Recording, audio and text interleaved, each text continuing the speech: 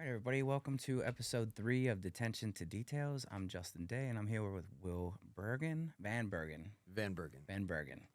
And we're just going to chat a little bit about Will's story and his struggle and his successes and some of the tools that he used to get there. So welcome to the show. Thank you for being here and taking the time to be a guest. Thank you so much for having me. Very excited to be here.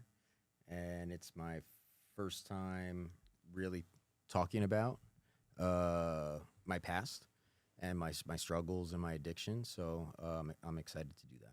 Good. Well, I just want you to know that you have no judgment from me, man. Like, I have a background of being incarcerated for 3 years, and I came home on my 19th birthday and learned how to detail through that. And, we all have had our ups and downs in life. And, if our stories can benefit someone out there watching that feels helpless, then it's worth it, right? Yeah, absolutely. And that's really my motivation for beginning this process of telling my story. I think it's a natural evolution in my recovery.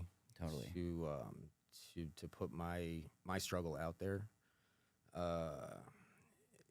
as openly as possible, and honestly as possible, because there's so many people out there that are struggling with drug addiction, alcohol addiction, whatever. Yeah, gambling, pornography. I mean, Yeah. you can be addicted to video games, Yep. Yeah. But let's just take a minute to thank the net for connecting us, right? Shout out to Danette Toll at yeah. the Nevada Film Office for Yeah. connecting us. Yeah, Yeah. she's fantastic. Totally. Yeah. So, all right. Well, tell us a little bit about yourself. Where are you from? Where'd you grow up?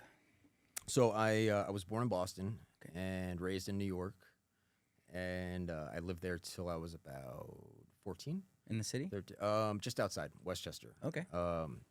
Grew up in Oxycontin, New York, home of Sing Sing prison, Okay. famous Yep. town there.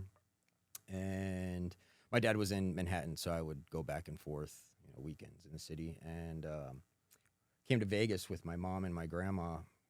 I think it was the year 2000. Came out here for a week, and my mom wasn't really.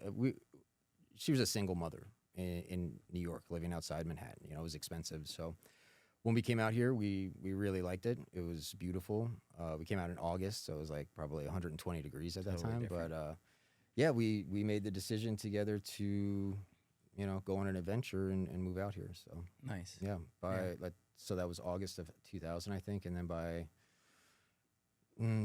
December. Let's see when that would have been.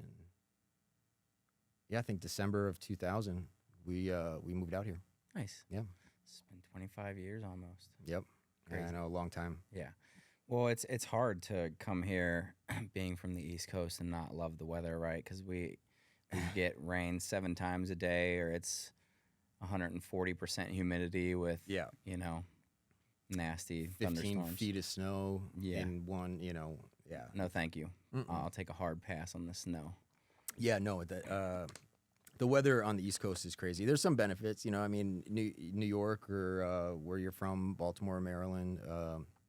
In the spring and fall, they're great. Yeah. Other than the allergies, man, it's like the pollen and all that stuff that's back there. I don't know what it is, but I moved here and my allergies just went away. Thank goodness. Yeah. All right, so you moved here in 2000. Were you done high school then, or still in high school? No, I was sophomore in high school. Okay. So yeah, I was going to a all-boys private Catholic school in New York. Okay. And then when I moved out here, I went public. So yeah, I finished up high school out here in Vegas. That's a big change. Just from East Coast, I feel like schooling to Vegas schooling, and then especially from a Catholic private. school. Yeah. That was probably tough, huh? Well, I was excited. Yeah. I was definitely ready to mingle with the opposite sex, but they're looking in retrospect, Right. looking back, I was like, well, what would have happened if I continued that, Right. My friends that graduated from Archbishop Stepanak in New York, White Plains, they're all very successful now. Yeah. So, but yeah, we all have our path, right? We all Yeah. have our journey to get to where we're going, and yeah. who really knows at the beginning. I don't think I knew, and Mm-hmm. you know, some people do. Some people wake up one day and they're like, "I want to be a banker," and they're a banker. Yep. You know? Yeah. Uh, Absolutely. I could never decide. Yeah. All right, cool. So that brings us to sophomore in high school, and then a big change from East Coast to West Coast. Definitely can relate to that one. Yep. And then when did your trouble kind of start? Um. So, those early high school years, at sophomore, junior, it was a weird time in my life. I had some things that happened that I'm probably still now in my sober years working through. But one of them was definitely 9/11. I don't think that our generation talks about how that affected all of us Yeah. psychologically at all. I don't think anybody really talks about it, But for me, moving from New York and my dad still living in Manhattan at the time and me being in Vegas, and I was actually, that August, I was back in New York, August of 2001, visiting my friends that I had grown up with and visiting my dad. My grandmother from Holland was in New York, so I was seeing her, and I was in the World Trade Centers 2 weeks before 9/11. It's really scary. It was. You don't think about those things at You the never time, think and about you it. don't. Oh, but to wake up that morning and see, planes flying into towers, that it affected me. And again, like I said, I never really gave that any thought until I got sober. And then shortly after that, my cousin in New York, he committed suicide. He's almost like a brother to me, and he had contracted Lyme's disease, bit by a tick, and it went neurological. Oh, wow. So he was suffering from bipolar disorder, and manic, and yeah, he ended up taking his own life. So I'm sorry to hear yeah, yeah, it was rough. Definitely, I worked through that. I was able to process that stuff, but it was back to back. There was just a lot of things, and then I started heavily drinking in high school to get away from whatever I was feeling at that time, and I got a DUI and totaled my car when I was 17. Oh, wow. So yeah, it was like every 6 months or so there was A new catastrophe. Yeah. And in the moment, you don't realize those things, as a 16, 17-year-old, you're not really processing or thinking about the future. Yeah. So I was just taking the stuff as it came, but my addictive behavior was getting worse and worse with everything that happened. So after the DUI, I totaled the car, and I knew I had to stop drinking. My drinking was out of control. I knew that much. But I went to the doctor, and they put me on prescription painkillers. And at that time, I was probably already using on the weekends or, every couple of weeks, Lortabs and Percocets. So then to be, to get Prescribe them. It's like, yeah, cha-ching. yeah, exactly. Yeah. Yeah.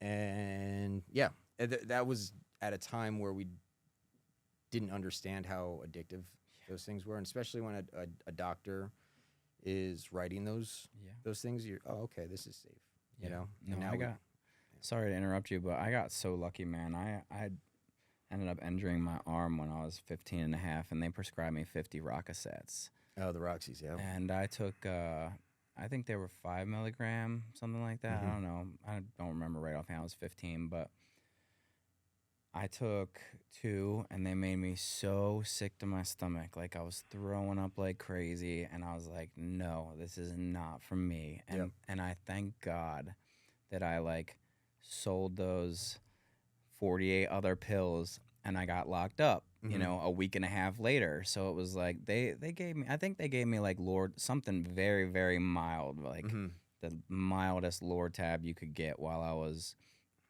in detention awaiting, all the stitches and stuff to come out. But But I thank God that I got sick off of them, and I'm like, no, I don't care how bad the pain is. I'm not gonna, because your arm's cut open, stitched back together, and you're heaving, throwing up. It's literally like Yeah, trying it's to press out your, it's like Right. pressure inside your body trying to push out. And I was like, this is very uncomfortable. So Yep. I got lucky, man. I got lucky. I had a lot of friends that, were experimenting in those days with Lortabs, Percocets, and the ones that were getting sick from them didn't do them. You know what I mean? It wasn't an enjoyable experience. Yeah, but then there was the, small percentage of us that did enjoy the high and continue with that. And unfortunately, every one of those either, has gone down a road. They've either, they've passed away or been to prison, jail, Yeah, a very small few are in recovery. And, Yeah. I was just scrolling through Facebook the other day and saw one of my buddies who used to do heroin works as a counselor at a rehabilitation treatment center. That's And I was like, oh, wow, this is, like, shout out Eric Blackowitz, by the way. Like, It happens. it It's was possible. very cool to see that, Yeah. and I'm like, wow, this is great. Like, some of my oldest friends are, like, out there doing things, too. Yep. And I wanna help, too, right? And I'm Yep. sure you do. I just got lucky in that we were, pot was my thing. Like, I like smoking weed, Yep. and I did quite a bit of acid, but too early to understand how probably helpful that could have been if my brain were fully developed and I were ready to address that. I was doing it to party, I was doing it to see the curtains breathe and the pictures melt, and it was fun. Lifting the veil. Yeah. Yeah. But I think that, there are bigger and more medicinal and more mental health uses for psychedelics and, like psilocybin and stuff like that. But we can kind of touch on that a little bit later. So, all right, well, we're into oxys and stuff like that. And I know from, friends telling me that gets expensive. Oh, in those, I don't know what's going on with prescription pills too much these days. I think I just know then. I don't know. But back then, I mean, oxys were like $80 or something like that, weren't they? I mean, it was like certain parts of the country, Utah, Florida, $80. It was $1 a milligram. Yeah. But Vegas, Vegas was like $40 for an 80 milligram pill, which that didn't help my. It didn't. You know what I mean? Yeah, it's cheaper, but didn't help your addiction. It didn't help my addiction. I just did more. Right, for sure. So the oxy went on for maybe a year, and by the time I just couldn't afford it anymore. I had a business at the time, and that also probably didn't help my situation because I had money to continue the cycle. Yeah. And I was up to 1080 milligram oxys a day, so it was like a $400 a day habit. And just for reference, because I don't really know the milligrams, like, let's say I broke my arm and I hurt myself really bad and the doctor would prescribe me, what would a normal prescription be for pain? Like similar to what you got. So like they put you on Roxy's. Like 5 milligrams? Like every 4 or 6 hours. The base of hours. Roxicet, or it's Percocet. It's Oxycodone. hydrocodone. It's like hydrocodone, oxycodone, hydrocodone. No, wait. Oxycodone is Roxicet, Oxycontin, Percocet. That's all oxycodone, and then the hydrocodone is the Lortab or Vicodin. Okay, stuff like that. But it all comes from the opiate plant, right? Yeah, has, like, it's a different- synthetic. I think that you need the poppy plant to It's manufacture just whatever the it drugs. is that they use to bind it all together is different within the hydroxy. Yeah. So, Gotcha. like, for instance, to answer your question, one Oxy 80 was intended for, it had a time release on it. So it was like a 12-hour pill. Instead of taking Lortab or Percocet every 4 hours, you just take one of these every 12. Okay. And that was like their selling point to doctors. It was easier and Less easier addictive. to I know less that they addictive, they all, claimed. all of that stuff. But yeah, a But cancer. you had to really be in pain to get Oxycontin, right? Like it wasn't like a break your arm type of thing, right? Like Well, that's what they sold the government on. That it was just going to be for cancer patients. So Gotcha. a terminal cancer patient was getting one Oxy 80 every 12 hours. Okay, just So to put that for in reference, yeah, yeah, to put and that in, you could take 5 or 6 of those. I was taking 10 a day. Wow. Yeah. So if I would go out and just take 10 of those, I'd probably die. Oh yeah, absolutely, yeah. And I wasn't popping them. I was snorting them. So you take the time release off, and a lot of people have this same story. Oh yeah, I know. Millions, Absolutely. And then when that wasn't enough, then you up your dose, and then when that's not enough, you try to figure out ways to spend less money. So you start shooting it. So I started shooting it. Oxycontin. Oxycontin. You can shoot that. Yeah. Okay. In those days, you could. Now they've put buffers and stuff in there, wax coatings inside the pill. So Interesting. yeah, but that it went on for a decade without that stuff.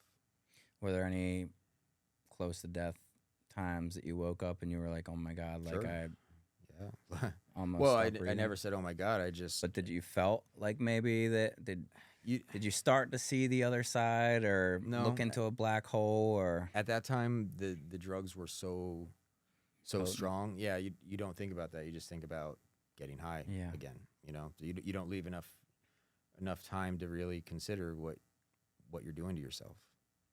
And the second that you start thinking about that stuff and the anxiety builds, you just go find more drugs. Yeah. It's a vicious cycle. Yeah, it sounds like it. I mean, it's to anybody out there going through it. I mean, we sympathize with you guys very, very much. And just because I wasn't addicted to heroin, it doesn't mean that I didn't have my addictions. Yep.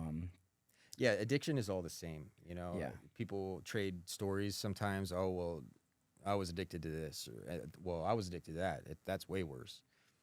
I had an addiction to stealing Dodge Neons and going out in the country and playing demolition derby and flipping them over and almost killing myself with my friends. Yeah. That was an addiction to me. It was an adrenaline rush. And in your world, that you were going down a road where you're going to die. Yeah, You know what I mean? So One way or another. there's no and when it comes to addiction, doesn't matter what it is. Mhm. It's stealing a piece of your soul. Well, you're no longer in control of your decisions. Your mind is no longer. You're relinquishing that control to something else. Something else. Yep. Outside of you. Yep. And that's okay when you look up to God, right? I don't mind relinquishing. If I can relinquish that control to a Dodge Neon on a backcountry road with 3 of my knucklehead friends trying to flip me over and kill me anyways, I can definitely relinquish that up to God and trust it. Shout out God. Yeah, he's got a plan for sure. He really does. Yeah, because in your story, I'm sitting here thinking like, how did you survive through this? And We haven't even got to the the Yeah. worst of it yet. well, like we said, we don't have to war story a whole lot, but let's just kind of get into what the worst of it, where your rock bottom was, and then we can kind of work up from there. I think we should start, moving upwards. There was a lot of rock bottoms. There was a lot of times where I should have said enough. Countless times getting arrested for different things. Those should have been wake-up calls. And it's not like I didn't want to stop. When things became available, like Suboxone or Subutex, I tried all that stuff. Yeah. But they were putting a Band-Aid on a much deeper problem that I had going on inside me. Just touching on the Suboxone real quick. That's a government program, right? Kinda. Well, it's made by the pharmaceutical companies to ease the withdrawals. Is it administered by a doctor or by So a clinic or? I'm not exactly sure how it works now, but when it was a brand new drug, Subutex was the first one that came out, and it was a pill that you put underneath your tongue and let it dissolve. Yep. And then it turned into a liquid. I know that at one point, I think, or am I thinking of something else? I'm not sure about they had Listerine strips that so the Suboxone started coming in like a Listerine strip. Okay. You put it on your tongue Yeah, and it yeah. dissolves. But it was so. I'm thinking of methadone. I'm sorry, methadone's a methadone. liquid. Yeah, right? Yep. So but that's pills are- another That was another tactic. That to was a try government. That methadone was a government program. Okay. Yeah, then that was that started probably in the 70s, I guess, for the Okay. heroin addicts that were coming over from Vietnam.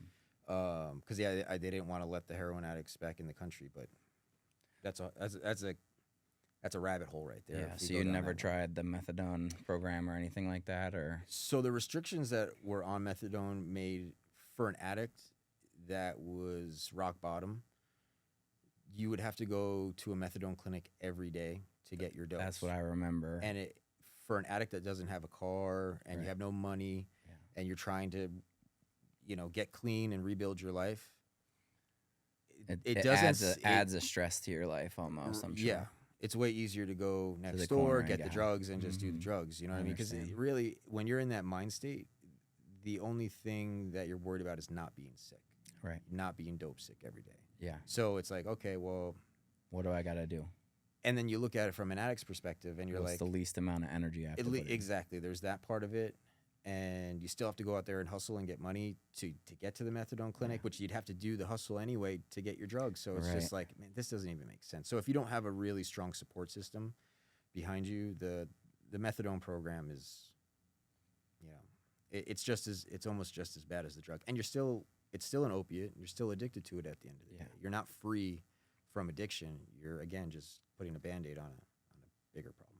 But you make a good point in that, like, you got to struggle to get the drug anyway, right? I can't tell you how many of my friends that I've lost to drugs could have been amazing fucking salespeople. Mm-hmm. Like, they could have sold ice to an Eskimo, water to a whale. Like, mm-hmm. And it's like you put this energy every day into this thing that just keeps you even. You never even get high anymore. It just keeps you even. And imagine, like we have, when you finally take the hustle out of getting high and put the hustle into something important, something valuable, it changes your whole perspective on it skyrockets. There's a lot of addicts out there that are former addicts, recovered addicts, or recovering addicts that are extremely successful. Oh yeah, because when they take that energy, this thing happens where you put all of this energy every day, 10 hours a day, into just getting money, getting drugs, and when you realize, you're like, wow, if I was doing something productive with that, and then it's almost like these chains are broken. Shift. Yeah, it's like a shift, and you just transfer that energy into something else. Yeah. And if you do that, properly, mm-hmm. the sky's the limit. Yeah, absolutely. I mean, I don't know a lot of successful people that haven't had a lot of struggle in their life. Mm-hmm. I mean, I really don't. I don't know many successful people that didn't go through a period of time where they struggled. That won on the first time or the second time or the third time, and I don't. Struggle builds character, right? We know this as men, right? So because some of the strongest men out there they still want to struggle. Kings want to go and conquer foreign lands for the struggle, right? Like, and it's like, just to go and prove that you're the king of the whole world, I want to take over, and and it's not easy. It's not. No, you could sit there in your castle and be fed grapes and all the most beautiful girls of the village could be brought to you, but no, you'd rather go out and fight. Mm-hmm. Because it builds character. Yeah. Right? That's a good way of looking at it. Yep. So, anyways, so how'd you get clean? I mean, how'd you finally figure it out? Oh man, so the Suboxone, Subutex days, that was probably 6 or 7 years into my addiction. Didn't work. Multiple trips to rehab. Didn't work. Nothing took. And I would say now, in retrospect, looking at over 20 years of going in and out of addiction, mostly in addiction, it had a lot to do with ego and pride. I wasn't asking for help.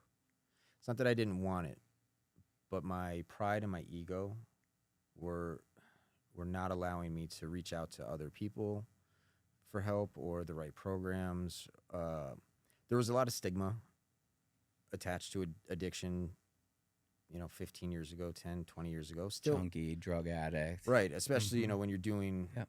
heroin, Yeah. is what I ended up graduating to. And yeah, 10, 15 years ago, if you're doing heroin, people looked at you a certain way. Yeah. But then it became, there was a thing that happened. There were so many people addicted to heroin. Everybody had somebody in their family that was addicted to heroin or opiates in general, right? Because the epidemic just swept through the country. Yep. But none of the family members wanted to talk about it. Nobody wanted to go near that with each other, with the, just people didn't want to talk about it. And that created a situation or a scenario where it just didn't get discussed. So if you're not discussing it, the problem's not going to get fixed. But so many people became addicted that, it started showing up in the news that there was an epidemic going on. And then little by little, people started having these discussions. And I think that was a turning point in the last 20 years of opiate addiction and epidemic in this country, where people started having hard conversations about how to fix the problem. Yeah. Or at least take the stigma off of it. I think, in my opinion, it's because people were dying. A lot more people were dying. Yeah. And I think that people, like yourself, you're so lucky to be here because, Truly blessed, man. getting clean and then going back has, I've seen, take so many of my friends' lives. Mhm. Like, they get clean and they go back, and the first time that is the last time. Yep. And it's really sad. I have a friend coming up on a year here in June. He's one of my best friends, climbing partners. He's like a little brother to me. He's the first person I met here in Vegas. Mhm. He had gotten clean and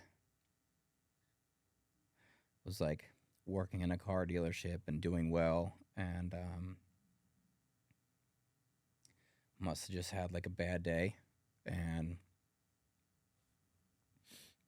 tried to get some cocaine, and it was laced with fentanyl, and it killed him. Yep. And I'm sorry, man. one of the sweetest guys I know, and I always gave him shit because, like women, he was attracted to women, but he just couldn't figure out how to approach them or, create a connection. So I would always give him shit. And then, one of the last times that I had saw him, he's like, Jay, I struggle with getting women, and when you say things like that, like you bring my self-esteem down. Mm. And I was like, fuck, man, like, this is just me busting your balls as your big brother, like. Yeah. But I never did it again, But I think about that now, and I'm like, what was he going through at that time that, like, he didn't understand that that I was just fucking with him, And it was all out of love. But it taught me a lot that, people were going through shit, and you got to show some grace and some love and some faith in them, and let them know that you're behind them rather than judging them for their shortcomings or their mistakes. And I think that was a huge problem for years because addicts didn't have anybody to talk to. So yeah, sorry to interrupt you. I just No, man, that thought, it just kind of crossed my mind, and I appreciate the vulnerability. Can't even talk. You're gonna make me cry, man. Sorry, man. No, it's it's okay. And it's part of the stigma in society on what you're saying right now. It's difficult for men to bond like that because we're not supposed to do that, right? We're always supposed to be strong, and you throw your friend shit sometimes, thinking it's just fun, but people are really sensitive to some things. There's some people that can joke that way, but there's other people that really take things to heart.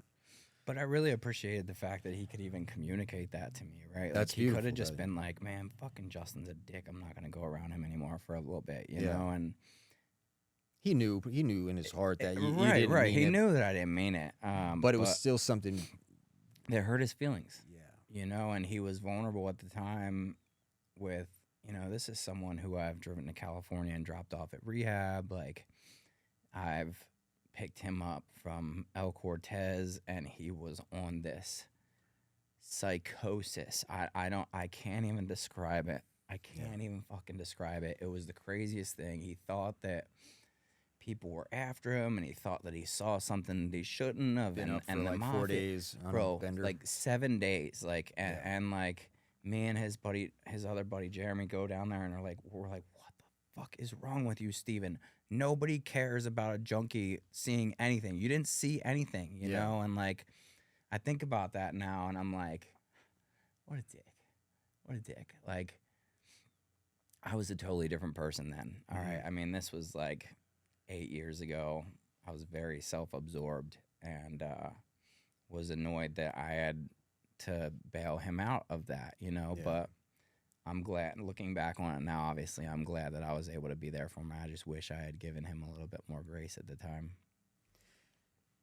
It's a double-edged sword, the grace, though, when you're dealing with the drug addicts, because you give them too much and they take advantage of it.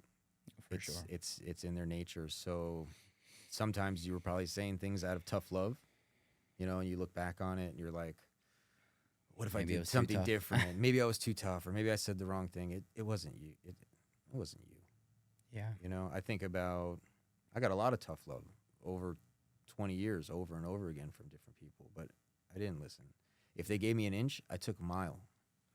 You know, so I was the same way. And talking of rehab and all that, it's like, you said it was your ego that wouldn't let you, but in reality, the reality is probably that you just weren't ready, right? You just weren't ready to give it up. And you would say and do whatever you had to say and do and act and put on a show to get what you wanted. And that was to get back out and get doing back, you know, life again. I'm sure that there's addicts out there that are perfectly happy with the situation that they've created with themselves. There's, you know, not everybody hits rock bottom. That's the other thing. Some people skate by, or they're functioning addicts. But I don't think that. I hope that there's got to be something in every person, that every addict, that wants themselves to stop. 100%. It's basic human nature of survival. You can't wake up every day and test fate like that and think that you're gonna live forever. You can't. Yeah, but it comes back to that. There's a lot of work. There's a lot of work involved. It's so much easier to just go out and continue using the drugs. Yeah. And humans are, you know, we like familiar. We like familiar situations. We're creatures of habit, for sure. And when you start, the other thing is too, is that you do, obviously as an addict, you say, and you do a lot of terrible things in order to survive and to have your needs met. And that way, as those things pile up over years and years,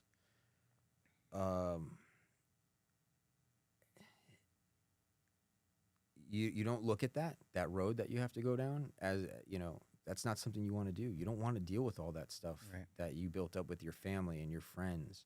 You're ashamed. And you know, there's a lot of shame involved. It's kind of like going down a creek or a river in a canoe, and each person you piss off, you grab a boulder and you stick it in your canoe, right? And next thing you know, your canoe is like taking on water, and you're just like, I'm gonna have to abandon this ship and all these rocks in it, you know. And but the reality is that through the 12-step program, you're able to reflect and go back, and even if they don't want to hear the apology, you know, you get to apologize to them. Have to do it. Yeah, and it's for you.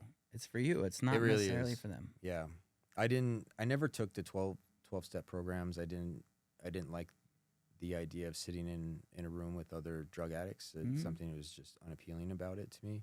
But I know it works for a lot of people, that support system. And you don't necessarily have to be in a room with anyone. You can work the step system on your own, right?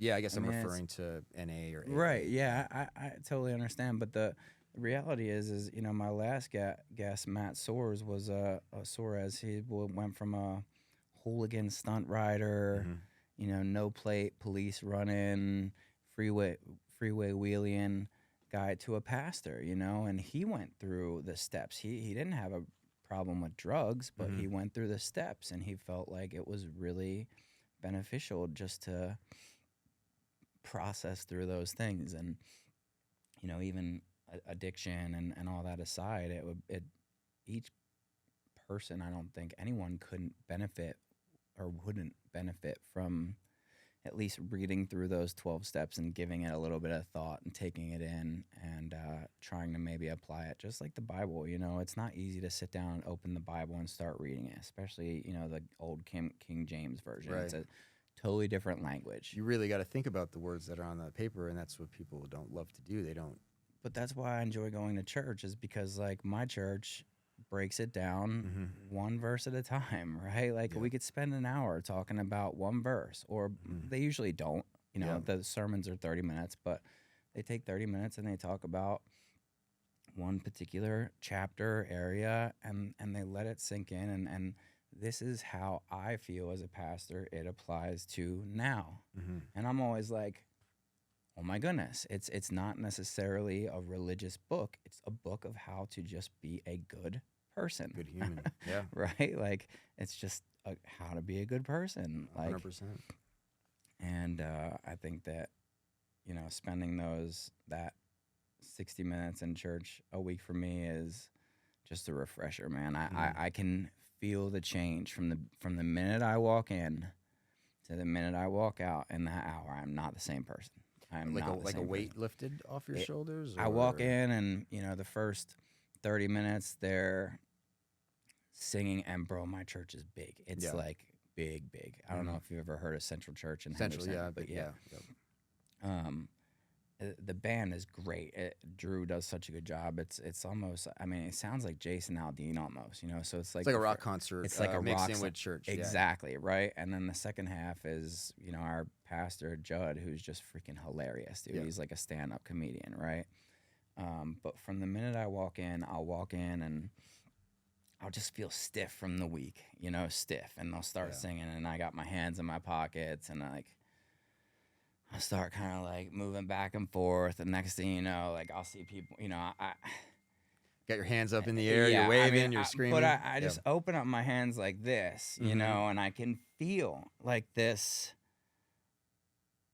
something coming into my body. You know what I mean? It never made sense. Like, I'm like, what are they reaching for? What are they reaching for when they praise? But, like, you can feel it. You know, it's the biofield, man. It's But by the time, you know, 30 minute music is up, like, I'm ready to hear about Jesus and about the Word. Like, I'm ready. And accept it openly. Totally. Yeah. And I'm not, like, checking my phone, like, how much longer do we have? You know, it's like, just, you have my full attention. Yep. Teach me. And I leave, and, you know, for the first, like, 5 minutes out the parking lot, I feel really good. And then someone cuts me off, and it's back to reality. You got to learn, I think, to hold on to that feeling, you know. And the longer you can do that's like mastery. You know, it's discipline. Yep. Because of course, there's always going to be something that sets you off. You know, it's allowing the outside. It's more so for me aligning myself more with the Christian thought Mm-hmm. and maybe mindset Mm-hmm. instead of the criminal, aggressive, the way I grew up mindset, right? Yep. Because that's such a hard shift. Like, you grew up in New York, you know how people back there are. They're Yeah. assholes. Like, Yeah. and I love it. I love Took it. offense right? to that, man. Yeah. Well, No, I meant it absolutely. offensively, Yeah. right? Like, No, no, yeah, definitely, no, I yeah. didn't. I meant it very descriptively because Yeah. we are assholes back there. Like, people on the Mhm. West Coast are just. I've noticed it's getting a little worse, but Right. when I first moved out here, I'm like, everybody's like flip flops and tank tops. You Yeah. know, like it is 1120 degrees, It's but like a whatever mentality. yeah, you know? what if It's you like, get into a fight? You got no Yeah. shoes on. oh, now we're taking it to now we're taking it to the yard for real. Well, you Yeah. know, man. I mean, Yeah. it's like that's what I would think about when I would walk around here at first. Like, man, nobody's getting aggressive, or And but that's a good thing. it is. That's a good It thing. was a good thing. Yeah. It's like I went to Vietnam, and man, there was millions of scooters everywhere, bro. It's the craziest thing. Go on YouTube and check it out. And they're just bobbing and weaving, and people are coming in from side streets, not even looking left, Yeah. just pulling out on the road. Mm-hmm. And it's your job to scoot over and let them in. Everybody's beeping their horn. Everybody's like, beep, beep, beep. I'm behind you. They scoot over. They go around, bro. And there is scooters 4 wide in 1 lane, Yep. okay? Next to a tractor trailer, and then some guys coming this way on a scooter. And- It's yeah. anarchy, Yeah. right? But there's no road rage. Yep. Not one single person was yelling at another person. Mm-hmm. And I was just like, this is so strange. I would have fought 50 of you by now, and I'm only got on this thing like 2 blocks ago. So what do you think it is about other places that they're able to operate in such chaos but not? I think a common understanding, you know, and a common respect for their fellow countrymen. I feel like we're losing that here in America, and we're losing it based on color, religion, belief, political stance, you know. And I think that it's like, it's just all devised or to divide us. You know, it's Divisive, yeah. created to divide us, and I think there's some division in other countries, you know, of course. Mhm. But when it was very interesting to see it in Vietnam, how everybody just kind of got along. Like, Yeah. everybody just got along, you know. And I think as Americans, we've just come to think that we are the most powerful, strongest beings on the planet. Can do no wrong. Yeah, and I think that we're just really entitled. I mean, I that's what ultimately it comes down to. I mean, It's unfortunate, man, because America is such a great country, It's right? It's a great it is concept. yeah.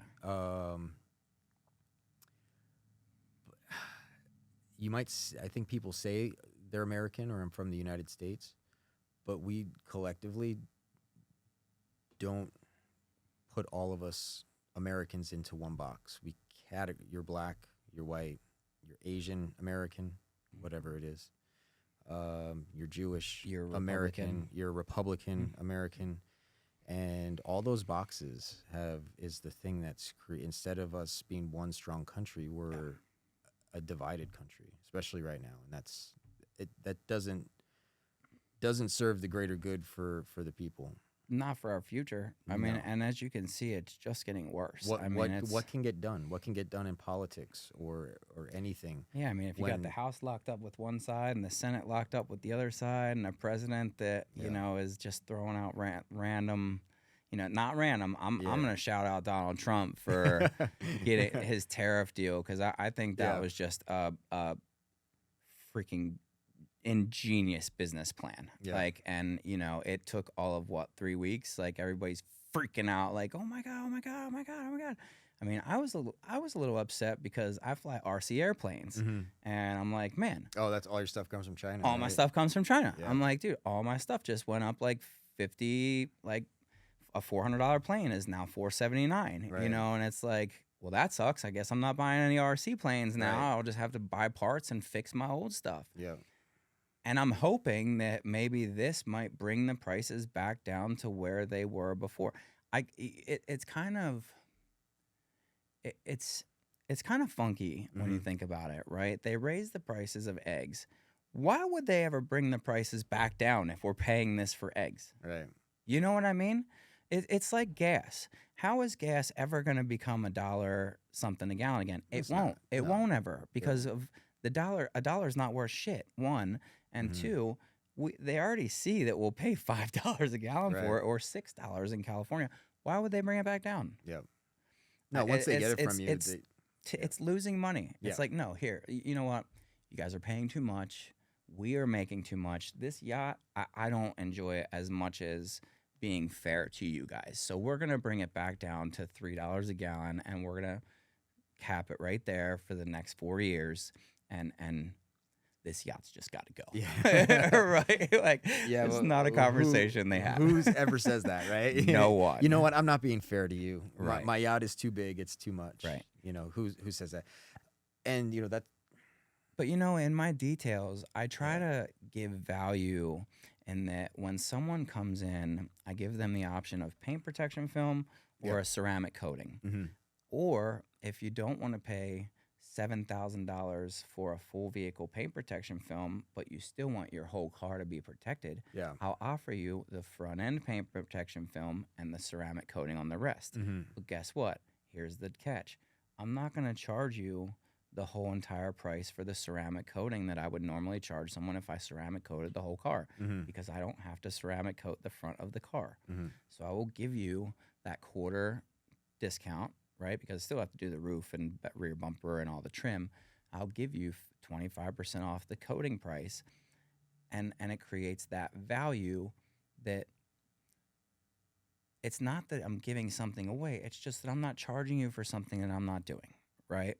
And one, that's never going to happen on a major scale, and that's not me like patting myself on the back. It's just that's what makes sense to me, right? Like if I'm not, you're dealing with your customers face to face. You want to make them happy, right? But when you're dealing with stuff like gas, that's a faceless it's person. It's a whole corporation. And you are forced to put gas in your car, right? Regardless of what it costs. Yeah, we're gonna need it. Yeah. So, or you know, you're not gonna be able to get to work. Yeah. And take care of your family. Exactly. So, yeah, there's. Man, we went off on a little bit of a tangent. We went off on a little. Yeah, so, that was. Anyways, let's get back to what do you do now? How did you get clean? What was the final breaking thing? Because we've all had a lot of rock bottoms, and I know you've been clean now for. You say 2 years on April 1st? 2 years April 1st, yeah. Congratulations, so, thank you, man. I really appreciate that. So what happened March 29th of 2003? Or sorry, 2023. He's like 2003. I have no freaking clue. 2003. So things got really bad for me for the last couple of years there. COVID, 2020 was super rough. I had gone through 2 years of sobriety, and then relapsed right before, a few months before the whole shutdown thing, late 2019. And terrible time to relapse because everything shut down, you know? So there was, I would say at that time, I was still thinking clearly enough where I wanted to get help, but there wasn't many options at that point. So I was just kind of in a situation where I had to continue using. And that was terrible. It was still just as easy to get drugs during COVID. Oh yeah, that no issues there. And then in Vegas at that time, that's where there was a transition from heroin being readily available anywhere to fentanyl. So a 20-year heroin addict, and the heroin is not really doing it for you anymore. Fentanyl sounds like a good idea, you know. So that was the steady progression into fentanyl there. And that comes in like a patch form? By prescription. By prescription from the doctor, you can get lollipops, patches, stuff like that. But yeah, the street fentanyl. Like powder, rock, or they press it into pills. Gotcha.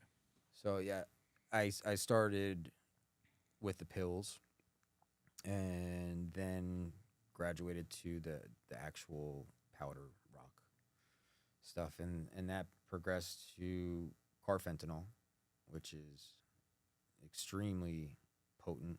Really? It's like the strongest painkiller on the planet. It's a tranquilizer for elephants and rhinos.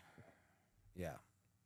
Yeah, I mean, you're not a small guy, but you don't look big enough. No, man, I'm as like a rhino. 175 pounds, dude. And yeah, I'm definitely not a rhino, bro. So, yeah, and I'm not saying that to like to brag about it, and I think I maybe say it with a smile on my face, now. Because you lived through it. Because I lived through it, yeah. Because I'm so blessed that I went through that, and I'm super grateful for the journey, But so yeah, all of that stuff happened, and then late March of 2003, I had been homeless for about a year at that point. Really, just walking back and forth on the Strip here in Las Vegas. Credit checking machines. I don't know if you know what that is. Mm-mm. So you go into a casino and Oh, there's yeah, like yeah, a few, there's a few change, dollars or change whatever. Yeah, yeah. and Something that you can't bet anymore. right, and that is a terrible life, man. Yeah, I can imagine. And I didn't live in the tunnels. I was fortunate enough to be able to make a little bit of money, and pay for a room, maybe once a week. I'd get a room, be able to like lay down, but it was terrible. I was really, I would say that by the time I got arrested April 1st, on the Strip, I was probably a week or so away from dying. I was in really bad shape. And so, yeah, I went to jail. I had a charge from 2019 that I had mandatory. I had to do 20 days on in county. And that was the thing that saved my life. God working in your life. Absolutely. You don't realize it in the moment. hate it at yeah, the you're time. like, at the moment, you're like, Fucking man. hate it. Yeah, of course. I was so exhausted at that point from that year of not having a home and not having money. I begged for the change. Maybe like the first day that I was in jail, I was like itching. I gotta get out. Yeah, I gotta well, get you're out, I gotta going get out. through. What am I gonna do? Yeah, You're withdrawing and I too. it was the first time that I really thought about just giving up and surrendering and letting things take their course. And I came to that realization maybe like 3 days in, and the detox hadn't really even started yet. The drugs that I was doing were so strong, it took about 4 days to start detoxing. But I got down on my knees when I started to detox because it got so bad. I think it was like the 4th or 5th day, and I thought I was gonna die, and I didn't want to die. And I throwing up off to the side, at my bunk in county jail here in Las Vegas. Got down on my knees and I begged God to save my life, to lift the burden. I think what I actually said was, take this cancer out of my body. I think whatever frame of mind I was in at that time. And that was the point that I let go, that I stopped trying to figure out my own way to do it. And that was the turning point in my life. That's when everything changed. I let go of my ego, my pride, and after that, the detox was terrible. That carfentanil detox lasted for probably 2 months. So I did the 20 days in, and then I was still basically on bed rest for like another 40 days or so. Where'd you go when you came home? My mom. There was some kind of divine thing that happened. My mom was, at the time that I was homeless on the Strip, my mom started looking for me a couple of months before I got arrested. And she reached out to an organization called Rechanneling that deals with people that are living in the tunnels, because she was trying to find me, trying to track me down. And Rechanneling took her to a few places around town that were known for fentanyl, and they tracked down people that I knew, and those people told my mom. It was divine timing, because if my mom had reached me when I wasn't in jail, I wouldn't have accepted her help. Yeah. But some kind of miracle took place where she tracked down the area that I was in, and she talked to the people that I was, dealing with on a daily basis, and they told her that I had gotten arrested. So she found me in jail, and she came and saw me on Easter Sunday. I think it was Easter Sunday that year. And I was still in a state of like psychosis. Wasn't sleeping. I couldn't eat for like 15 days. But she begged me to come home. She begged me to come home, and I did. I got out. I could have chose to go back, and I got out of jail, and she was my first phone call. Nice. Yeah. Shout out, Mom. Shout out. I watched your podcast with your mom too, and it actually it made me cry, because our moms do so much. Man. These women are pretty powerful. Yeah, I know, dude. And she, she never gave up on me, man. 23 years of this roller coaster that I put her on. I could never find the words to say I'm sorry. The only thing that I realize now is that I can say I'm sorry with my actions and what I do moving forward. Yeah. But yeah, we have some beautiful women in our lives. Yeah. And it's crazy. It's none of it they want for them. Yeah. They want it all for us. Oh, us. it's so selfless. I know it's crazy. Yeah. I mean, I'm a dad. I have 2 sons, and I want them to be good boys, but part of that's selfish. Like they're a reflection of me. Mm-hmm. I don't feel like my mom feels like that. I feel like my mom just wants me to be happy, and a good person, and be able to sleep at night. Right. Yep.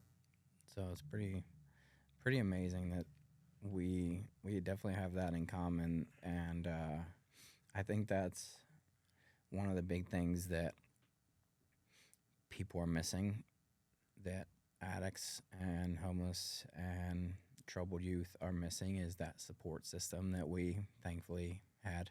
Yep. They come home to the same shit. They go back to the same neighborhood. Their parents don't give a shit. Yep. They're doing the same thing we were doing. And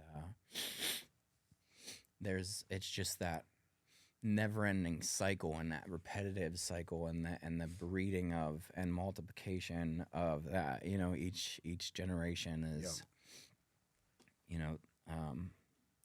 is things are getting more and more acceptable, whereas, and you think about it, it's like that between us too, because in the 80s things weren't acceptable, in the 90s things weren't acceptable, 2000, it's changing, and some of the change is good, but I feel like we got to get back to some of the, morals and values that we have as families, and raising good kids, and pouring love into them, because they will ultimately pour it out into other people. I think that I'm sure that you'll agree, as a parent, parents need to not let their children be raised by pop culture. Yeah. You have to... It's not real. It's not real. It's not real, and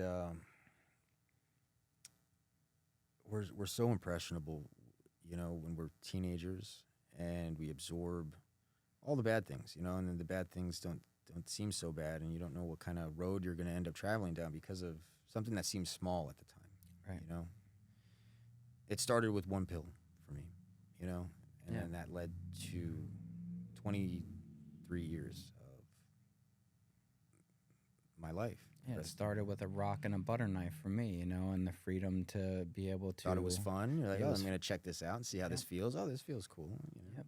And you know what, man? Like, it wasn't my rock bottom, but I was sitting in court one day, and the judge said, you know, one of your victims is here and has something to say. Yeah. Like, fuck.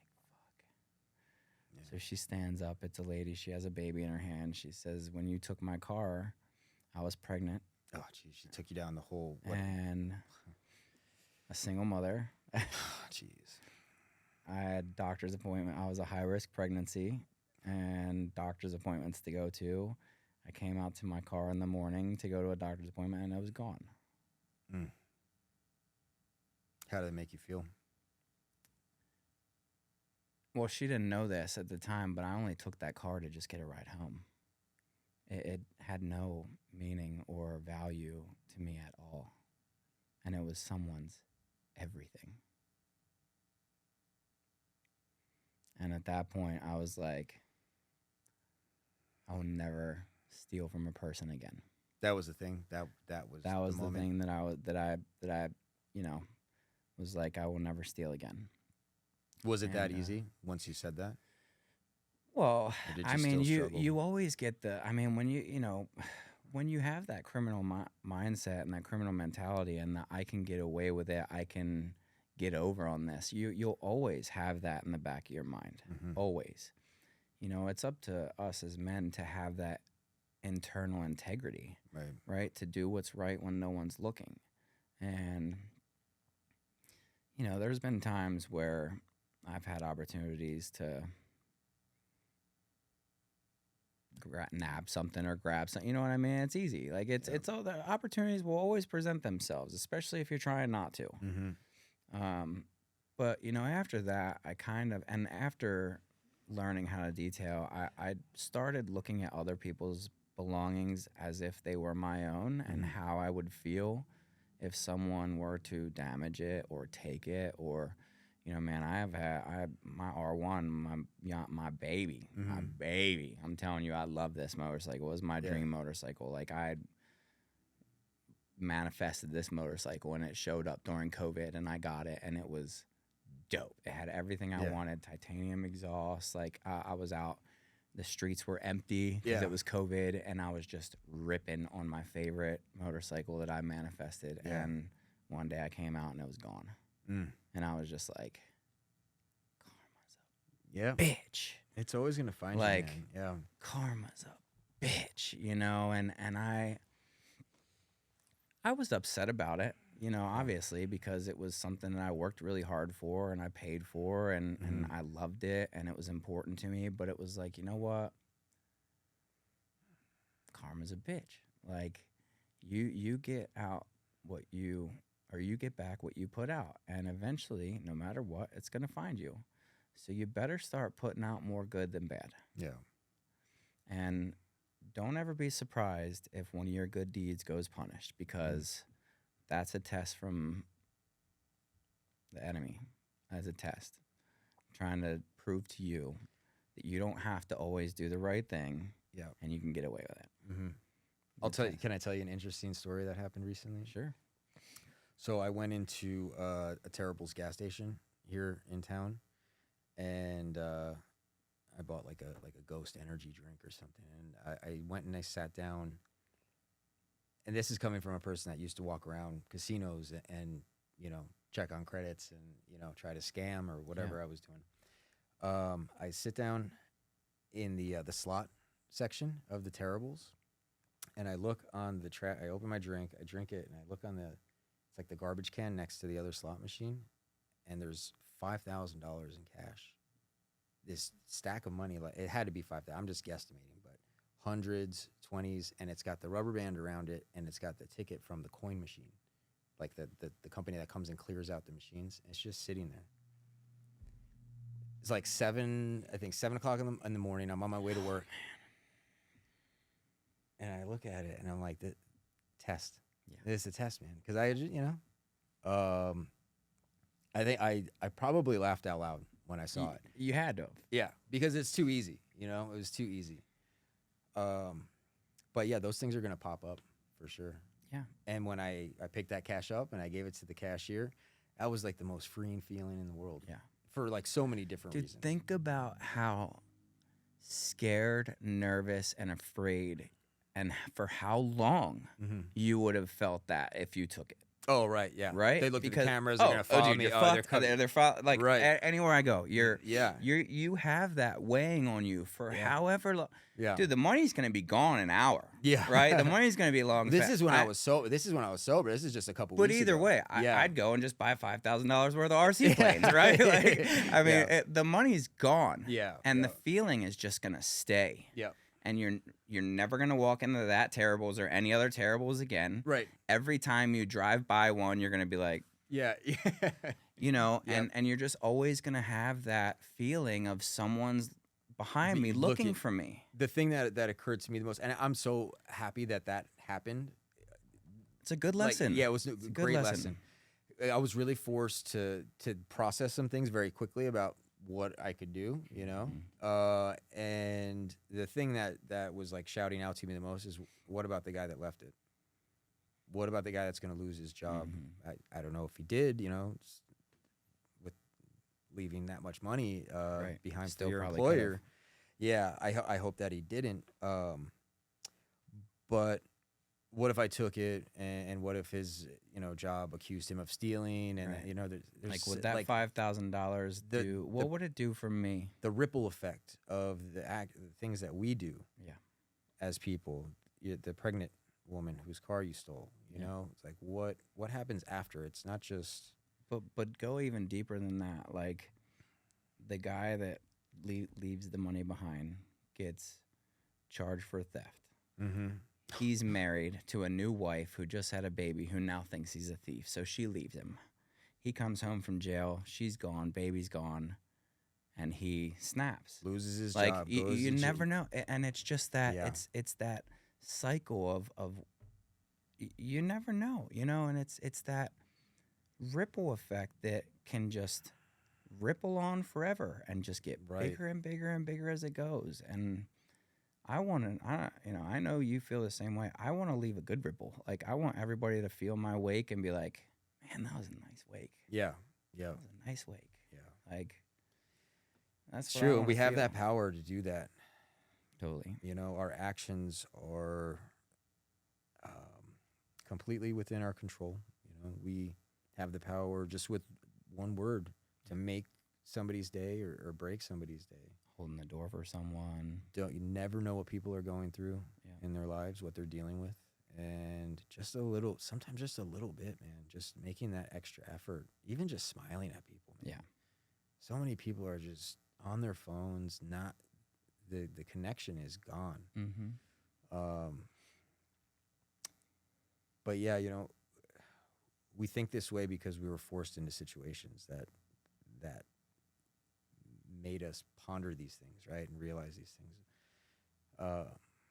I wouldn't wish my experiences with what I dealt with on anybody, but it was like the best thing that happened to me, man. Yeah. It forced me into a relationship with God. Yeah. And I have to question, man, whether that was intentional on his part. If this is like part of my story all along. I had to go through all of that stuff to finally get down on my knees and accept the help that was so readily and easily available the whole time. Well, it may not have been. I mean, this month is at our church. We're talking about God meant it for good, and basically what they're talking about is that God's with you through the hard times and the good times, and He's gonna do it on His time. He's gonna help you on His time, and He's gonna present that opportunity when you're ready for it. And if you're not ready for it, then He's not. Yeah. Think about fumbling. The biggest gift that's ever been given to you in your life, right? Think about it, just because you weren't ready. And it's like, okay, well then, I have to trust and believe that it's going to happen on your time. Yep. And it's hard doing that when you're in the midst of everything. It's really hard. It's hard to do it even if you're not out there addicted to things. I mean, you got a job, you got a family, you got things on earth that you're take your focus. You know, I have a Yeah. puppy that needs to go out, or every hour it pees all over the floor. Shout out Penny. Yeah, for real. Do your viewers know Penny yet? Have Yeah, they been yeah, introduced? Okay. yeah. So all right. she was in the first episode. She would have been on this one if she Oh, would have that's right, settled yeah, she down. would, yeah, But she yep, just, yep. you know, she's getting big. She won't be able to be on my lap here in another couple weeks, man. The Yeah. dog's like grown double the size in 3 weeks. It's insane. So we'll see. She might be around. She might not. Yeah. For the show. But, She'll learn. She'll hang out in the corner right yeah, here or something. she'll get it. She's Yeah. done so good. I mean, for not even a 12-week-old puppy, like she's getting it. Like Yeah. my old dog Jane, I don't know if you heard, but Penny was born an hour and a half after Jane passed away. Oh wow. Okay. Yeah, I wasn't even gonna get another dog, but I put Jane down Saturday night at like 5:30, and Penny was born like an hour later, and I didn't find out about it until a couple weeks later. But when I put everything together, I was like, wow, this is like an hour and a half after Jane passed. So I don't know if you've seen the Disney movie Soul, how like the dude dies and he goes up, and it's, you know, the old souls are teaching the new souls that are going down, and they're trying to find their spark, right? Like what makes them happy. And as soon as they find their spark, they get their earth pass and they go down to be. You should watch it. It's called Soul. Yeah, I gotta check that out. Sounds cool. But I'm like, man, like my dog probably went up there as an old mentor and found and looked through all the different little souls and found Penny and was like, you come on, let's go for a walk. I need to explain to you how it's gonna be. Yeah. Living with him. Yeah. Right. It's not easy. I think everything has meaning, man. You know, everything. Me too. Man. Everything has meaning. It's our job to find those connections. You know. Yep. All of those types of things. It creates, you know, our the spirituality that we all kind of want and strive for after dealing with difficult things in our lives. Yeah. Yeah, I think we search for meaning in everything. For sure. Yeah. I know I do. I mean, especially when times get tough, I really try to think about what is this preparing me for, or what is this leading me into, or how can I utilize this for good? It's a great way to look at it, you know, rather than wallowing. Yeah. Laying down saying, oh my God, poor me, I can't believe this happened. Like, well, you're responsible for what happens in your life. So if you want it to change, then change it. Yep. Or lay down and keep complaining and enjoy where you're at. Yeah. I mean, I remember coming home from working for people and saying, this sucks. Like, I work my ass off and I make nothing, or, you know, I don't enjoy my job, or I'm not appreciated, or insert whatever gripe here. All right, well, then start your own business. You don't have to worry about that shit anymore. You just have to worry about not doing that to everybody else now. Yep. Right? Like, now you're in control. Yeah. And, you know, I've manifested my destiny, but now I'm like, what's next? You know, like I see a big change coming in my 40s for sure, as far as a shift in my direction of what I want to do. And I still love detailing, but I want to take our stories and get them out there. I want to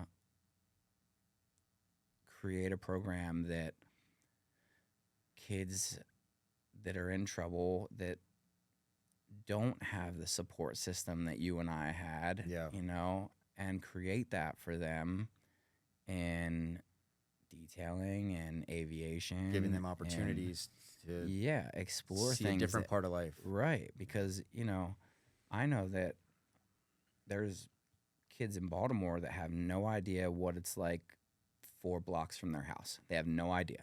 Yeah. No idea. They've never seen the Atlantic Ocean. They've never seen the Pacific Ocean. They've never seen the mountains and the Rockies. You know, they've seen snow in the city, but never snow on a hill, you know, on like untouched snow. Like there's so much out there, you know, and it's up to people.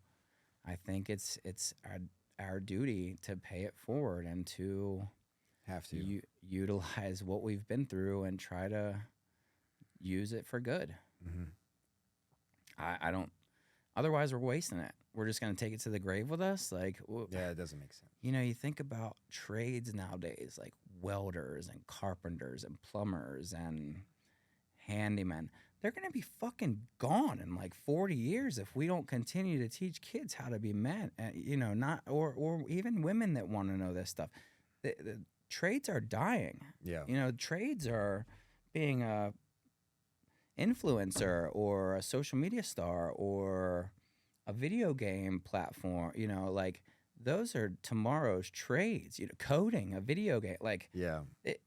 Who's going to build bridges? Who's going to build these beautiful structures, and There's a deep rabbit hole. But again, man, and we could go as far as we want with it, but it's up to the men and tradesmen of today to continue to give away that information that they've learned, to continue. I 100% agree. But I think that it's also, I don't know how I want to phrase this. I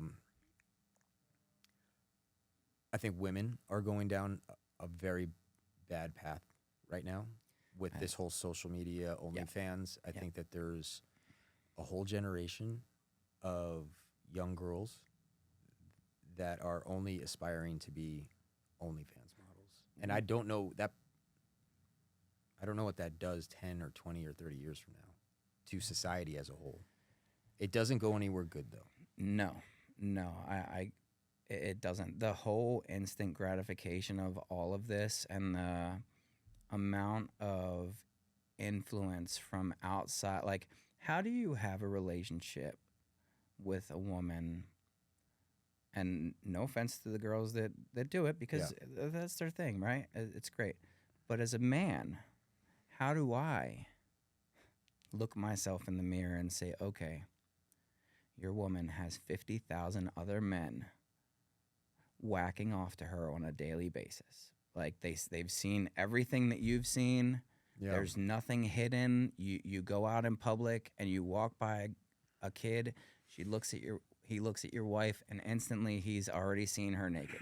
Like, that's not a good feeling for a young man or a grown man. Like, I want something for just me, right? And take the whole OnlyFans or nudity out of the platform and just add the outside influence of all these men, and it happens to men too. So all these men and women who are on the outside of your relationship, who, I can treat you better.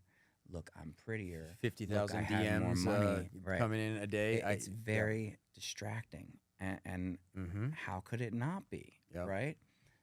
So, I mean, my parents have been together for, I think, 30 years. Like, just a couple weeks ago, it was 30 years. Mm-hmm.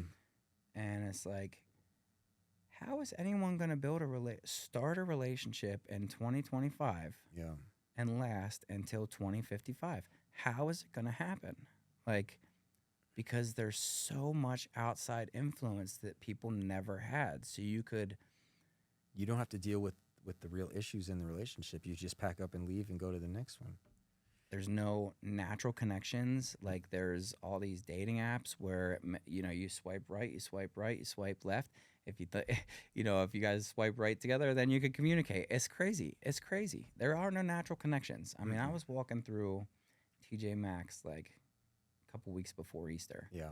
And I walked by this freaking beautiful girl. Mm-hmm. I mean, absolutely gorgeous. I looked at my 11-year-old. I was like, heart stopped, fluttered. Yeah, the whole deal.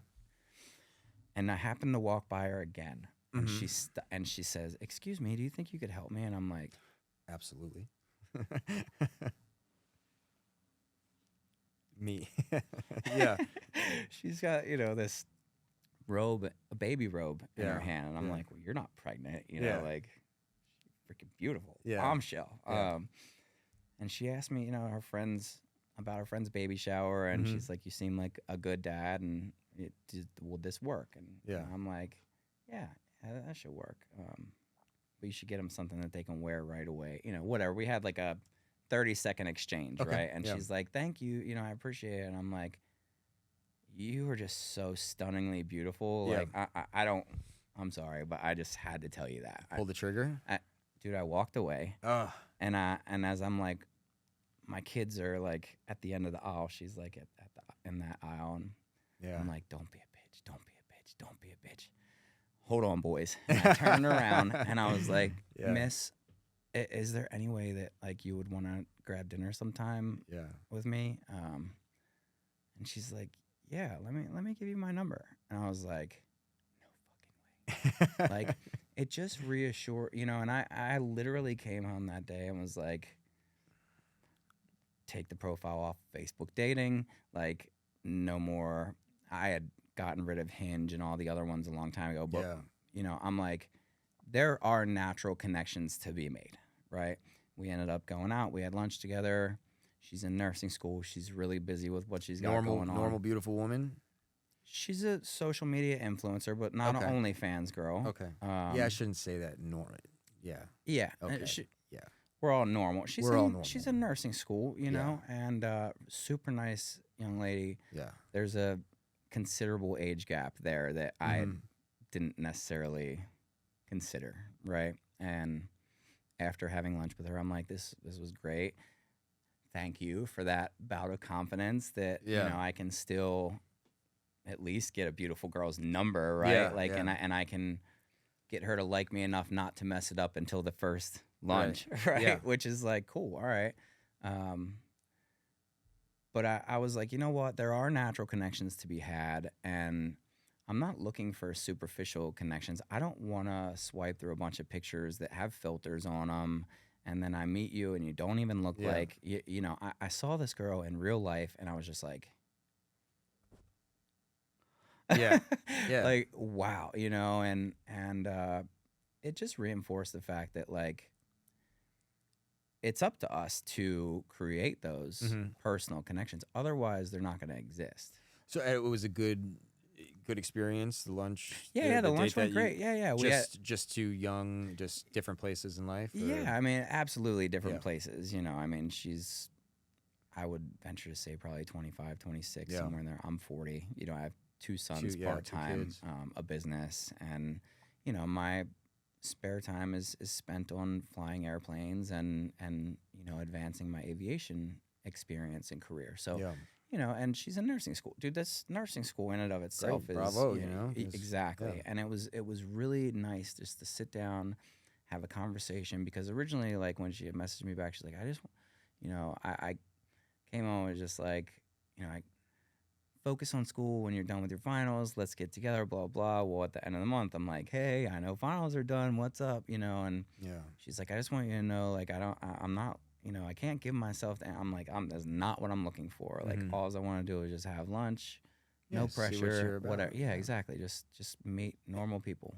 It's a practice lap for whatever's happens next. Right. For all of us, right? It's just like, it's practicing meeting a new person and having a conversation. We went, had lunch.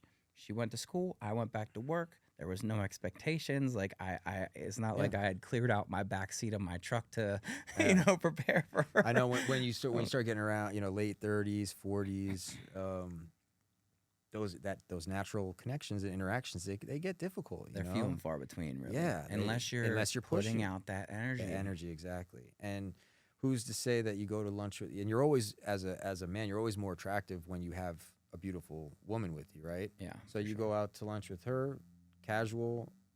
Who knows who's going to see that? You know, and then it leads to another date after that, or just even in your own mind, like you said, that you still got it. You know, that confidence, that energy, that shines, man. It does. Because I'm like walking through TJ Maxx, goofing off with my two boys, you know, and she's like, "Oh, look at these three kids walking through TJ Maxx together," you know. And I'm like, "Oh, I'm their dad, actually." Yeah, like, "Oh, you're such a nice older brother." I know you do look young, man. Right, dude. But you know, it was cool, and you know, I got the chance to teach my boys, shoot your shot. Yeah. When you got the opportunity, like, that's important. It was I didn't even so think about important. that. Bro, I thought it was cool that's what was going through my mind. But just to show them that those connections can be made. That's what was going through my mind when I was walking towards them, and like, all right, are you gonna show them that, like, you've already made it clear that you thought she was beautiful to them before she even said a word to you, right? Like, you're gonna let them see that natural connection just go, no. Yeah.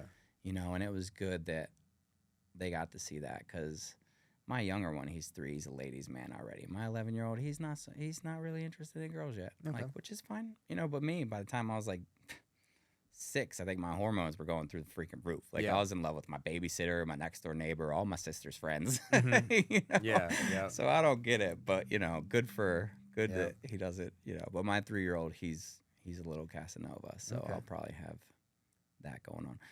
But yeah, you know, and at the same sense, like I could push that and try to develop it into something, but if Yeah. when you're focused on something, you don't allow energy to, you know, when you're putting energy into something else, you don't really allow outer energy to come into you, right? Like, so if you're clogged up with this thought of chasing something, like Wile E. Coyote is chasing the Roadrunner, he keeps getting falling off of mountains and running into painted tunnels, you know, at some point, when are you just going to look for a different food? Yeah. Right? Yeah. Like Yeah. the Roadrunner, you're not going to catch the Roadrunner. Yeah. There's plenty of other stuff to eat, Yeah.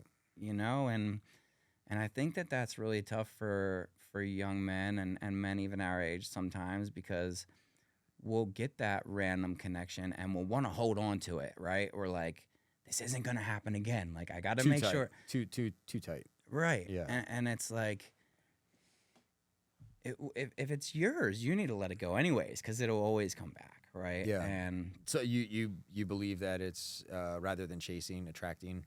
yeah, absolutely, man. Yeah. I mean, I chased for so long, bro, didn't you? I mean, I did. And It doesn't work. No, it runs from you every time. You got to give it up to the universe, man, and just put it in God's hands, whatever it is. Exactly. You also feel that way about your business? Yeah, man. I mean, I've been so really blessed with my business, and that, you know, it started as 2 boxers mobile detailing, right? And like, just made enough money to get by and whatever. But when I changed into Detailers of Las Vegas and changed the mindset from not just building a company, but building a brand and a culture and awareness, like, I mean, people know people have copied my logo in Sao Paulo, Brazil, like the font word for word, and changed Las Vegas to Sao Paulo. Like, that's huge. You should be charging them for that. Well, I mean, you know what? At the time, I was like, bro, it was kind of inappropriate. You know, at least you could have asked me, maybe. Right. But it was a flattering Yeah. move, Yeah, right? And I'm just absolutely. like, wow. And then people, you know, will call me, hey man, I live in Texas, but like, I heard about you and I'm coming to Vegas and I'm driving my car or I'm trailering my car. I'll be there from this date. Can I drop it off with you and have it finished by the? Yeah. Sure. You know, What prompted that that change in mindset to? Well, I had gotten married in 2017, and I had already had my son was like 3 or 4, and I was mobile detailing, bro. I was like parking lot pimping, hustling hard, you know, Busting like your ass. yeah, bro, like Yeah. you know, skin poisoning, sunburn at some points, because I'm a hard head and I don't put on sunscreen. I just go out and wear a tank top and Yeah. whatever. But I was working really, really hard, man, and I finally was doing like 120 a year. You know, just mobile detailing 4 days. Felt good, I'm sure. Felt great, Yeah. right? It felt great because I had never really been able to afford the things that I really wanted. You know, I could always watch my clients have them, or my clients would include me in things, but like I could never really afford it myself. Like, it was never a, hey, let's go out on Justin's boat. Hey, let's go fly with Justin. Like, it was like always a, hey, Justin, you want to come fly with me? Hey, Justin, you want to come ride? Yeah. You get what I'm saying? Yeah. So it was very freeing, and I was like, wow, I can actually make some real money doing this. This is wonderful. Like, Yeah. so then I started to push, and then SEMA that year came around, and there was a big party of all detailers, and I was invited by a guy, and he's like, just don't tell anybody that I invited you, because, you know, I don't know you that well, and if you're a dick, like, I don't want to be associated Yeah, with you. exactly, Yeah. right? Yeah. But I walked into the party, and I shook hands with every single person as I walked around, introduced myself and my wife. Is that in your nature to do that kind of No, stuff, or do you really not put really. yourself out I mean, there? yes and no. I mean, I'm not an introvert at all. I can talk to anyone. Yeah. Bro. But like, for me to walk in a room full of 200 people that I had never met before. Actually, it was probably only like 100 back then. But to walk into a room of 100 people I had never met before and just walk up to everyone, I'm Justin Day. This is my wife, Hillary Day. We're with Two Boxers Mobile Detailing here in Vegas. Like, nice to meet you. Yeah. And learn their name and learn what they do and where they're from, right? And go on to the next person and the next person and the next person. And by that next SEMA, that was SEMA's in November. We moved into our shop February. And that next SEMA, we threw a SEMA kickoff party, and there was 175 detailers there. Nice. You know, so it was like we built the awareness just by introducing ourselves to people, and then by making that connection on Facebook, right? And then you know how it is. You'll see somebody on Facebook that you're not friends with, but you have like 300 mutual friends. You're Right. like, Yeah, friend of course, request. yeah. Add friend. We're going to meet at some point. Yeah. Right? Let's Yeah. just get this over Just get with. it out of the way, man. But, you know, it was like that. And I just started building this following of detailers. And at that point, I was really into like filming all my work and posting everything. And it gets really, really tiring quick, obviously. But everybody was following us, you know, and if someone had a question, if someone was traveling here from LA or from Salt Lake, and they're like, hey, does anybody know a detailer in Vegas? My buddy Justin Day owns Detailers of Las Vegas. Go there. I can't tell you how many people would come to our shop from out of town. Like, my detailer back home said to come here. And somehow we just grew that culture, right? And it's like That's a great story, man. We grew the awesome. trust. You know, it was the trust. It was like, okay, you know, I've been to Justin's shop. I've seen what he's about. I've met him in person. It's not just someone I'm following on the internet. Yeah. Like, I watch him. I watch him raise his son. I watch him raise his dog. I watch him as a husband. Like, you create that personal connection. It's like having 175 or whatever you said the number was. Marketers. Yeah, marketers Like out there independent for marketers. you. Yeah. And you're in the perfect city for that. But they're doing it themselves in their own city, and I'm sending back the same amount of, you know what I mean? You're an extension of each other. Exactly. Yeah, that's cool. And that's what's great about detailing now versus detailing in Two Boxers Mobile Detailing is that Detailers of Las Vegas is a pillar in the detailing industry, right? And Two Boxers Mobile Detailing was just a mobile car wash trying to make money. Yeah. You know, but now we do trainings where people come in from all over. We throw the party every year. We're up to like 320 people. Like, we have a food truck outside and give, you know, thousands and thousands of dollars in merchandise and giveaways and stuff. And it's become something that people look forward to all year. And I look forward to it all year, you know? And how many years in are you now on Detailers? Detailers of Las Vegas, we moved into a shop right across the street here in February of 18. And then we moved into this building here June of 21. Okay. So coming up on 4 years, June 1st, in this shop. Congratulations. Right around the corner. Yeah, 4 years. And then it was 3 years in the other shop. So yeah, I've been in a shop for 7.5 years. Haven't taken a paycheck from a company in like 9.5 years. Feels good, huh? Good, bad, scary, great. Scary, yeah, you know, right. it depends on the month definitely a and what roller the coaster. schedule looks like, right? But Yeah. it's all up to me. If I push hard and I book and I market myself and put myself out there, the more You know you're I get gonna in, get it. Yeah. you know, and the more I want to be lazy and fuck off and go fly and not pay attention to detailers, it'll give it back to me, Yeah. you know? So that's why, I mean, I'm kind of, ideally, my next step is if I can, you know, sell 80% of the business, remain like 20% owner, still a consultant, still come in, lay paint protection film, do some of the more technical things. Great. I would love to hire or bring on a young guy like me and eventually step away. Absentee owner. Yeah. Yeah, Just man. I'd love that. Yeah. And he's out there somewhere. Yeah. They're out there. You know, they're pulling up, getting water from me every single day. I'm looking at them, trying to figure out who the next me is. Yeah. Trust me. Yeah. And Does it make sense for your business to open multiple locations in Vegas? Or? not really, because it's just me really doing the, you know, without. It could be more than me if it were more than me. Does that make sense? On the years that it were more than me, it was way bigger than me.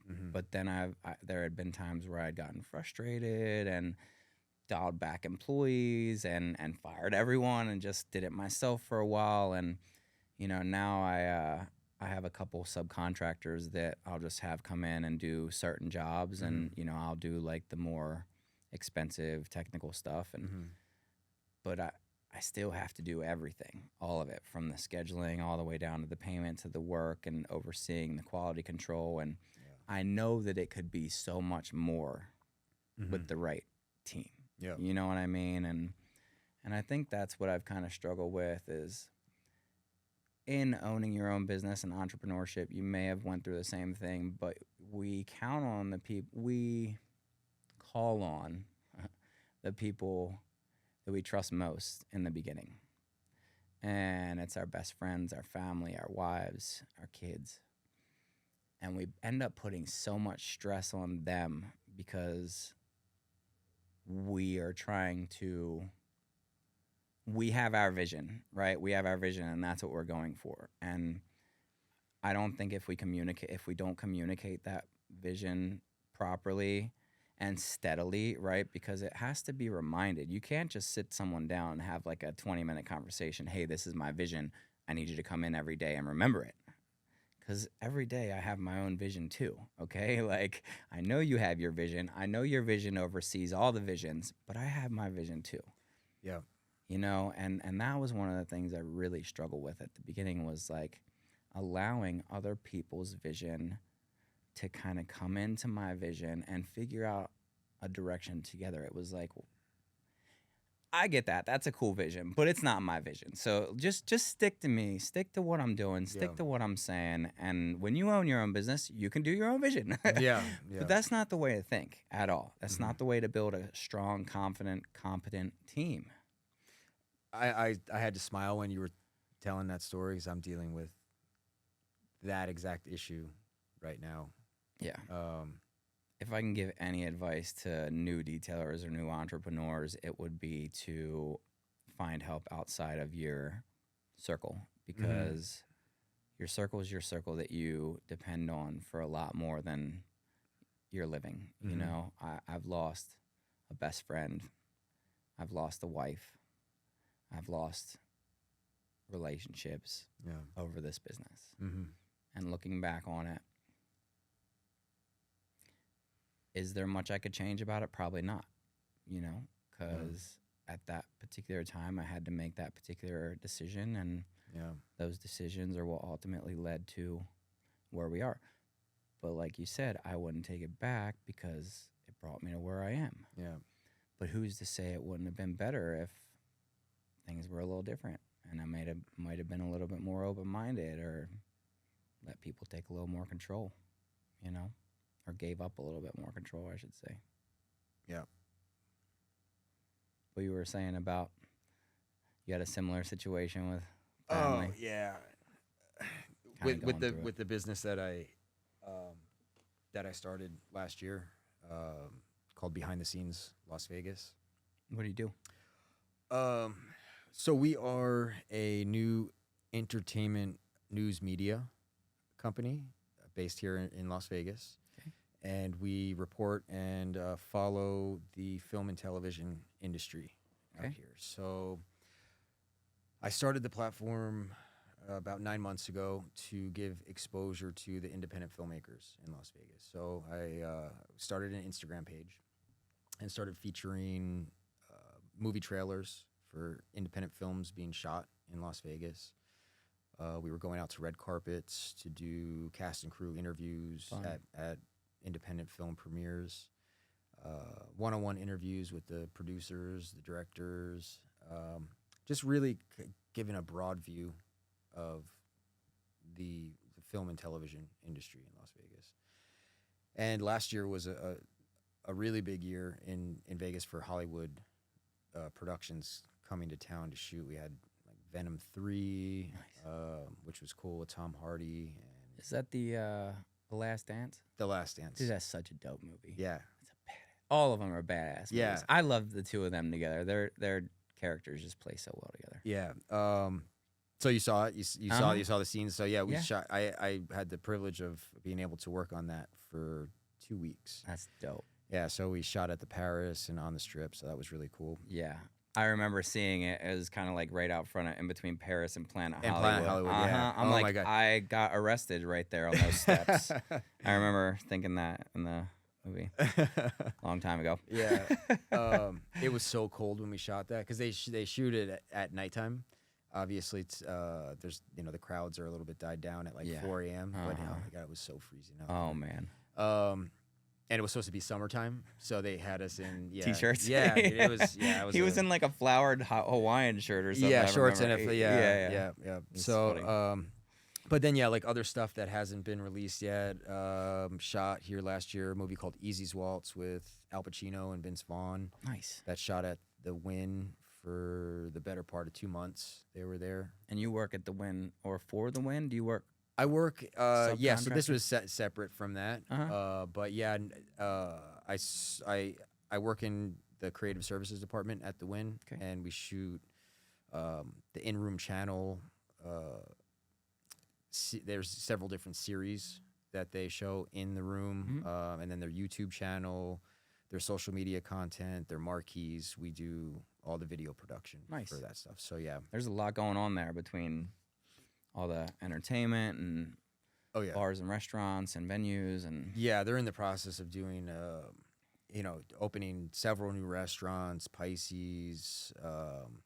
Yeah, they're reinvesting a lot of money. yeah. into the property. My older son's mom's a day one bartender there. I think she's like number 7 in seniority or something like that. Oh, that's cool. So they she just celebrated their day one 20-year anniversary. Yeah. I think last month they had. I think it was 2000. I thought it was 2007 that they opened. Maybe I was wrong.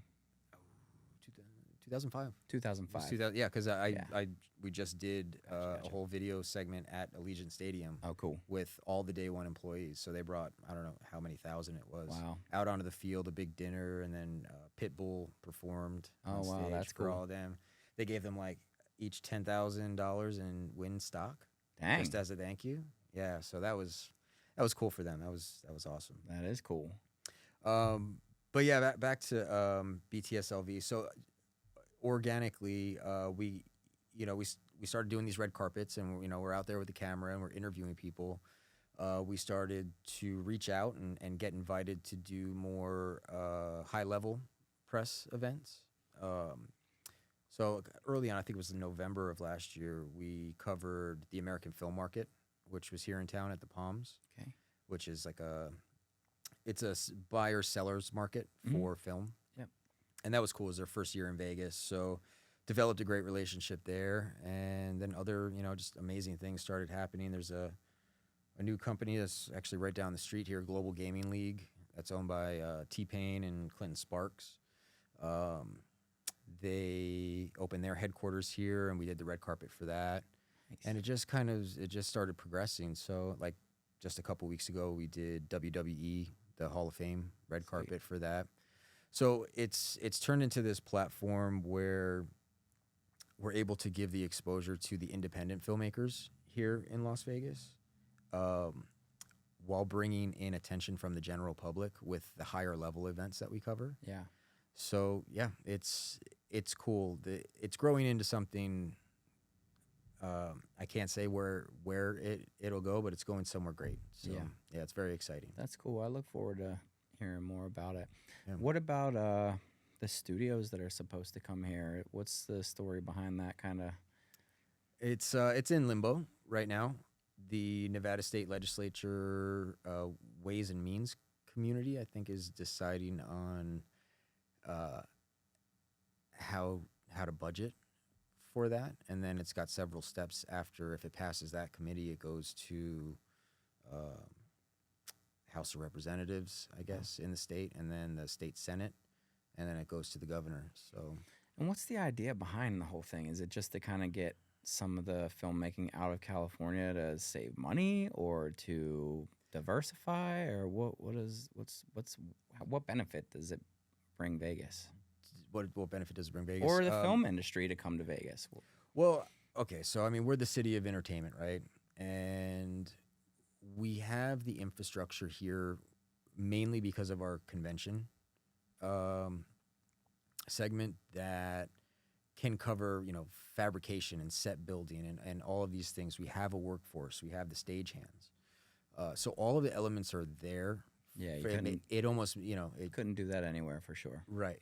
Makes So sense. yeah, based on the convention business, it's just a next step in the progression of being the city of entertainment. Right. Why wouldn't we have a studio? We have all of these major events coming here: WrestleMania, F1, multiple Super Bowl, the A's, the Athletics, Raiders, and then surrounding those, those entertainments, whether it's sports or whatever. There's so much production that goes on around between interviews and different TV segments and stuff. So it's just like it's a natural. It's something that's fit. It's a good fit. It's a great fit for Vegas. Yeah. When I have these conversations with people about the studios possibly coming, the one thing that never really gets thought about is the marketing aspect. If we have a studio here in town that we can use to tell more Vegas stories or more stories about Nevada, that's going to drive tourism. If with the distribution network that Sony and Warner Brothers has to put content out all over the world in front of hundreds of millions of eyes. Right. Think about a world before The Hangover. Nobody really. I mean, Vegas was like Chevy Chase's Vegas Vacation. It was a Vegas and Vacation Loathing. Or like Ocean's 11 or something, you know what I mean? Yeah. But when those movies went out to the world, they had an impact. Yeah. People wanted, what bachelor party didn't want to come to Vegas after seeing The Hangover, you know what I mean? Yeah. So the economic impact, it's probably inscalable. There's probably some metric that you can use to say how many bachelor parties came pre-Hangover and then how many came after. Yeah, but certainly a considerate amount more. Right. And how many people saw Ocean's 11 and wanted to come out to Vegas to rob a casino, in their mind. Yeah. Just come out here and have fun. Or whatever the 21 game was, I think. Whatever the with blackjack game was. Kevin Spacey. Yeah. Yeah. Yeah, the MIT kids. Any of them. Yep. Any movie with Vegas Creates a buzz. It's a marketing tool for this city. Yeah. And there's some people that get that.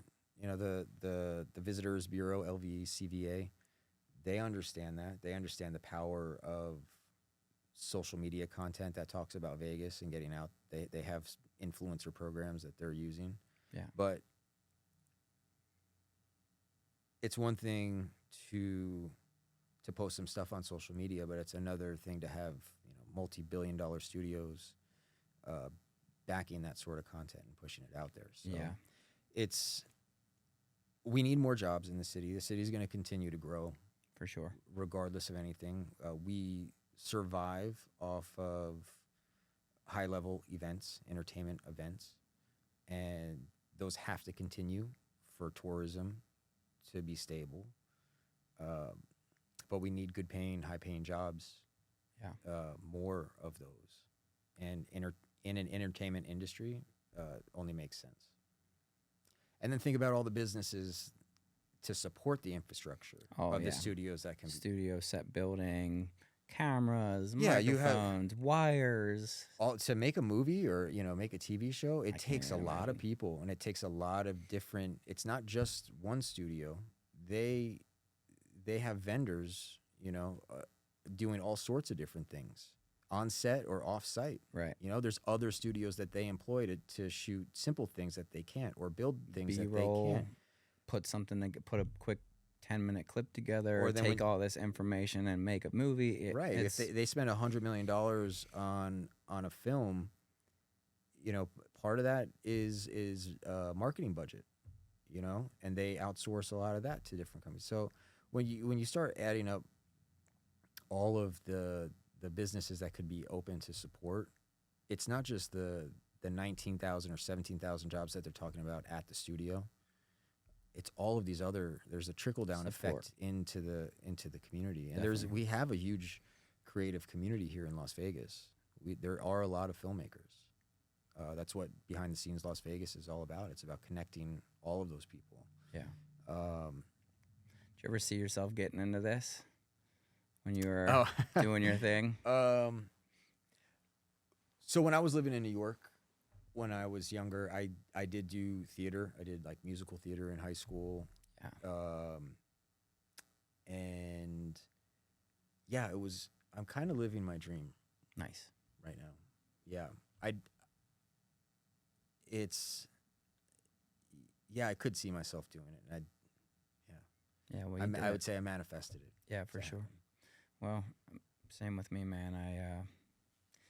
I feel like I manifest my life, and it's a good feeling for sure. Now Yeah. that it's a freeing feeling. Yep. So we're gonna wrap up for now. This has been a great conversation. Yeah, absolutely. Really, time just flew by. I really appreciate you taking the time, and we'll have you back here for sure. And a few months, and kind of check in and I love stay that. up to date. Is there any kind of piece of advice that you can offer maybe somebody who's going through something like you may have and doesn't really see the light at the end of the tunnel? Is there anything you can share with them? Life is short, but the days are long. If you really want to change your life or do something impactful with your life or break a bad habit, there's a lot of hours in the day to do that. And it just takes it takes a little bit of effort at first, but you can change the whole course of your life. Doesn't matter what you've done or what you've been through. You just have to start. You just have to start somewhere. Yeah. No better day than today, man, because we can put it off till tomorrow, until tomorrow, until tomorrow. But like you said, life is short, and we don't know when that last tomorrow comes. Yeah. And I know I want to be on my deathbed thinking about all the amazing things I did, not thinking about the things that I could have done. Yeah. Yeah, no, you got to, no regrets. Yeah. No regrets For sure. That was great. All right, guys. Well, this is episode 3 of Detention of Details. Like and subscribe for more, and we'll see you next time.